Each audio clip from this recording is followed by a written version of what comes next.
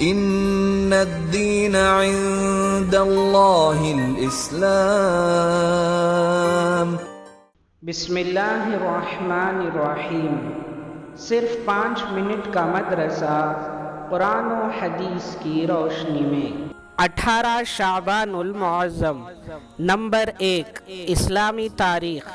حضرت طفیل دوسی رضی اللہ عنہ۔ حضرت طفیل بن عمر دوسی زمان جاہلیت میں بھی بڑی اچھی صفات کے حامل تھے۔ مکہ مکرمہ اپنے کام سے آئے تھے، حضور صلی اللہ علیہ وسلم کو حرم شریف میں نماز پڑھتے دیکھا اور قرآن سنا، ان کے پیچھے گھر گئے اور ایمان میں داخل ہوئے۔ اپنے قبیلے دوس کے طرف جب واپس ہوئے تو حضور صلی اللہ علیہ وسلم سے عرض کیا، اللہ سے دعا فرمائیں کہ میرے لیے کوئی ایسی نشانی ہو جس کی وجہ سے قوم کے سامنے دعوت پیش کر سکوں۔ حضور صلی اللہ علیہ وسلم نے دعا فرمائی۔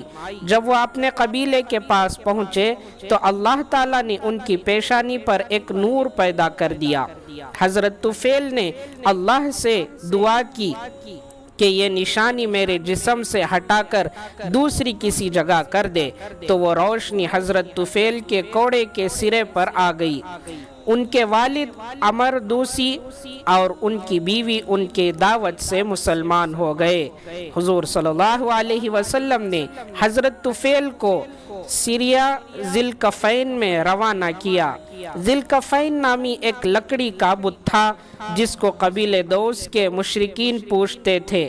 حضرت طفیل رضی اللہ عنہ جب اس کو جلانے پہنچے تو تمام مشرکین مرد و عورت جمع ہو گئے، یہ دیکھنے کے لیے کہ اس حرکت پر ذی الکفین نامی بت طفیل کو کس طرح عذاب دے گا۔ حضرت طفیل شعر پڑھتے ہوئے بت کو جلا رہے تھے، لوگ تماشا دیکھ رہے تھے، یہاں تک کہ وہ بت راکھ ہو گیا، لیکن حضرت طفیل رضی اللہ عنہ کو کچھ بھی نہیں ہوا تو ساری قوم مسلمان ہو گئی۔ حضرت طفیل کی شہادت جنگ یمامہ میں 11 ہجری میں ہوئی۔ نمبر 2، حضور صلی اللہ علیہ وسلم کا معجزہ، کافروں کی نظر سے پوشیدہ رہنا۔ جس وقت رسول اللہ صلی اللہ علیہ وسلم اور حضرت ابوبکر صدیق رضی اللہ عنہ نے ہجرت فرمائی تو راستے میں غار سور تھا، وہاں جا پہنچے۔ ادھر کفار مکہ آپ کی تلاش میں پہاڑ کے قریب پہنچ گئے، بلکہ اس غار کے پاس بھی آئے، مگر اس کے منہ پر مکڑی نے جالا تن دیا تھا، جس کی وجہ سے ان لوگوں نے غار کی طرف توجہ نہیں دی، ورنہ اگر ذرا بھی نیچے جھک کر دیکھتے تو وہ لوگ ان دونوں حضرات کو دیکھ لیتے، لیکن یہ معجزہ تھا کہ وہ لوگ نہیں دیکھ پائے۔ نمبر 3، ایک فرض کے بارے میں، قرض ادا کرنا۔ رسول اللہ صلی اللہ علیہ وسلم نے فرمایا، قرض کی ادائیگی پر قدرت رکھنے کے باوجود ٹال مٹول کرنا ظلم ہے۔ بخاری۔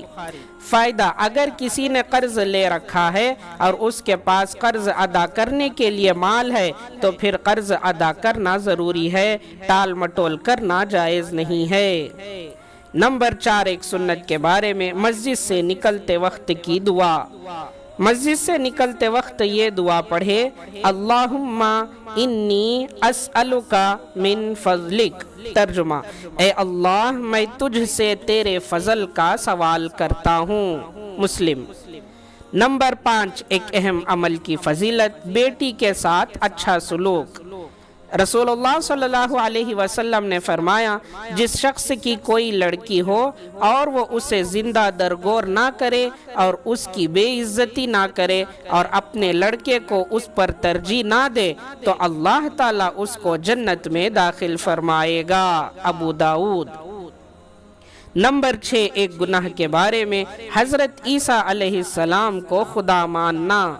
قرآن میں اللہ تعالیٰ فرماتا ہے، بلا شبہ وہ لوگ بھی کافر ہو گئے جنہوں نے یوں کہا کہ اللہ تعالیٰ 3 خداؤں میں سے ایک ہے، حالانکہ ایک خدا کے علاوہ کوئی معبود نہیں۔ اور اگر یہ لوگ ان باتوں سے باز نہیں آئیں گے تو جو لوگ ان میں سے کفر پر قائم رہیں گے ان کو ضرور سخت عذاب پہنچے گا۔ سورہ مائدہ آیت نمبر 73۔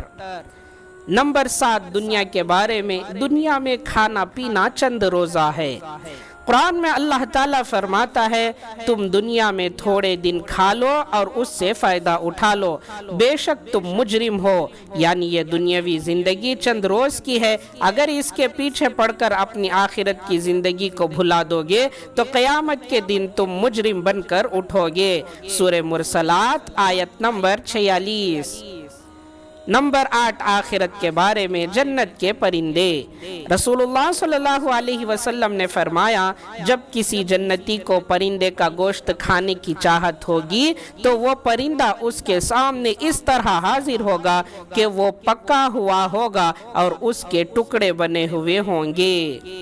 نمبر 9 طب نبوی سے علاج، جگر کی حفاظت کا طریقہ۔ رسول اللہ صلی اللہ علیہ وسلم نے فرمایا جب تم میں سے کوئی پانی پیے تو ٹہر ٹہر کر چسکی لے کر پیے اور غٹا غٹ نہ پیے، کیونکہ اس سے جگر میں درد ہوتا ہے۔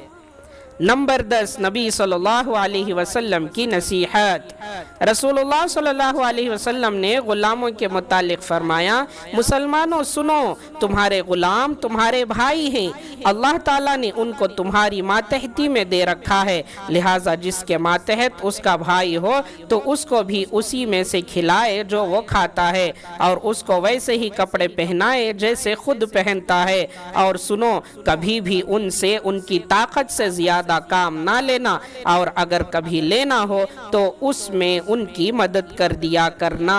مسلم۔ نمبر 11 دین کی بات پھیلانا۔ آپ نے جو باتیں سنی ہیں ان تمام باتوں کو دوسروں تک پھیلانے کی کوشش کریں تاکہ ساری امت عمل کرنے والی بن جائے۔ اللہ تعالیٰ ہم تمام کو ان باتوں پر عمل کرنے کی توفیق عطا فرمائے۔ سبحان اللہ و بحمدہ، سبحانک اللہم و بحمدک، ونشہد ان لا الہ الا انت، نستغفرک و نتوب الیک۔